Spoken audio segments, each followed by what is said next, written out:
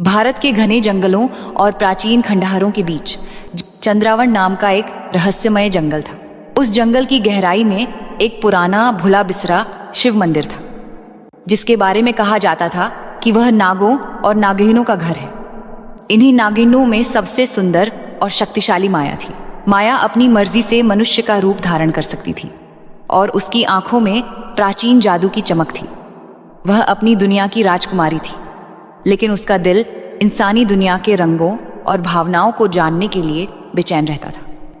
जंगल के किनारे एक छोटा सा गांव बसा था, जहां अर्जुन नाम का एक युवक रहता था।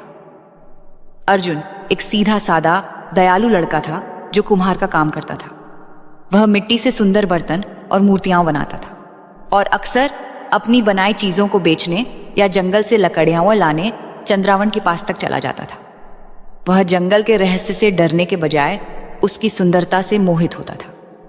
एक चांदनी रात, जब आकाश में पूरा चांद चमक रहा था और जंगल चांदी की रोशनी में नहाया हुआ था, अर्जुन रास्ता भटककर मंदिर के खंडहरों के पास पहुंच गया। वहां उसने एक झील देखी, जिसका पानी चांद की रोशनी में मोतियों की तरह चमक रहा था। झील के किनारे पत्थरों पर बैठी एक अत्यंत सुंदर लड़की अपने लंबे काले बालों को संवार रही थी। उसकी सुंदरता अवास्तविक थी। वह माया थी, जो अपने मानव रूप में चांदनी रात का आनंद ले रही थी। अर्जुन उसकी सुंदरता में खो गया। उसने हिम्मत करके पूछा, तुम कौन हो देवी? इस सुनसान जगह में अकेली क्या कर रही हो? माया पहले तो चौंकी कि कोई इंसान यहां कैसे पहुंच गया, लेकिन अर्जुन की आंखों में डर के बजाय विस्मय और मासूमियत देखकर उसका दिल पिघल गया। उसने अपनी असली पहचान छुपाते हुए कहा, मेरा नाम माया है, मुझे यहां की शांति पसंद है।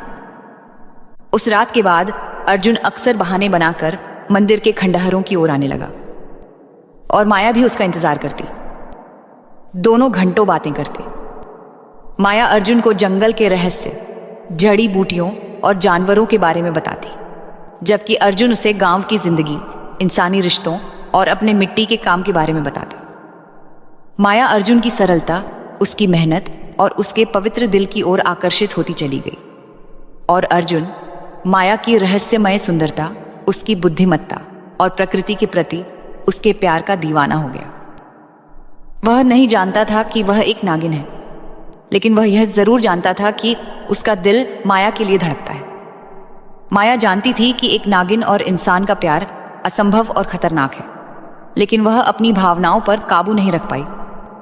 उसका दिल अर्जुन के प्यार में बंध चुका था। एक दिन जब अर्जुन जंगल से गुजर रहा था, उस पर एक जंगली भालू ने हमला कर दिया।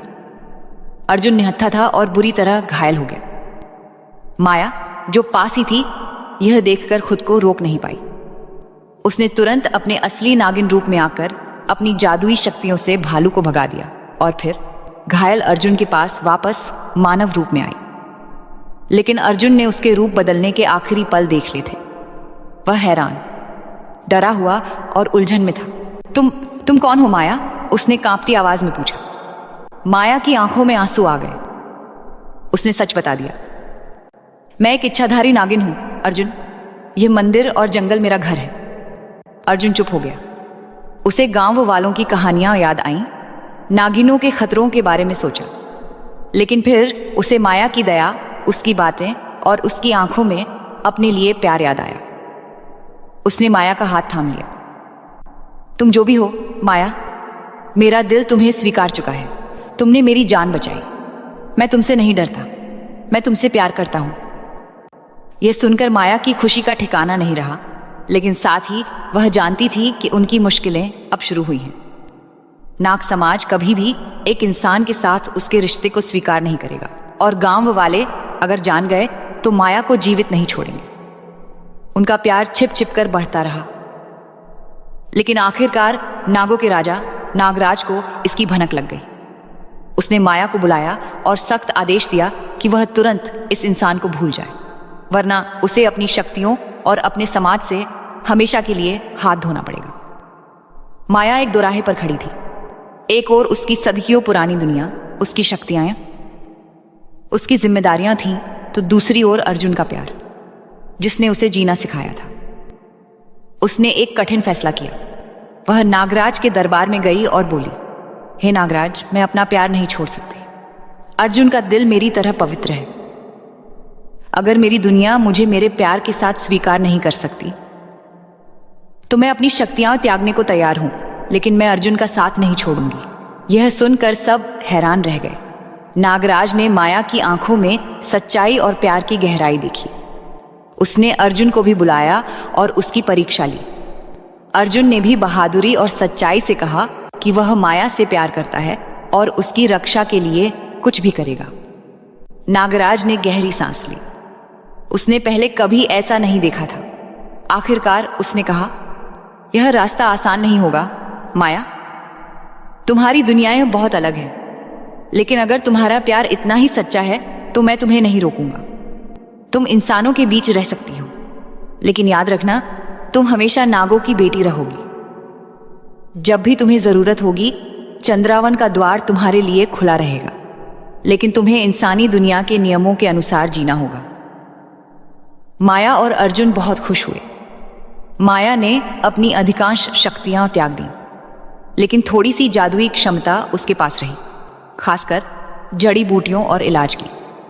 वह अर्जुन के साथ गांव में रहने लगी। शुरुआत में गांव वाले उसे शक की नजर से देखते थे, लेकिन माया की दया, उसकी ममता और अर्जुन के प्यार ने धीरे धीरे सबके दिल जीत ली। वे दोनों साथ साथ खुशी से रहने लगे। उनकी प्यार की कहानी दो अलग दुनियाओं के मिलन की एक अनोखी और जादुई मिसाल बन गई। माया अक्सर चांदनी रातों में चंद्रावन की ओर देखती, अपनी पुरानी दुनिया को याद करती, लेकिन जब वह अर्जुन का हाथ थामती तो जान जाती कि उसने सही फैसला किया था।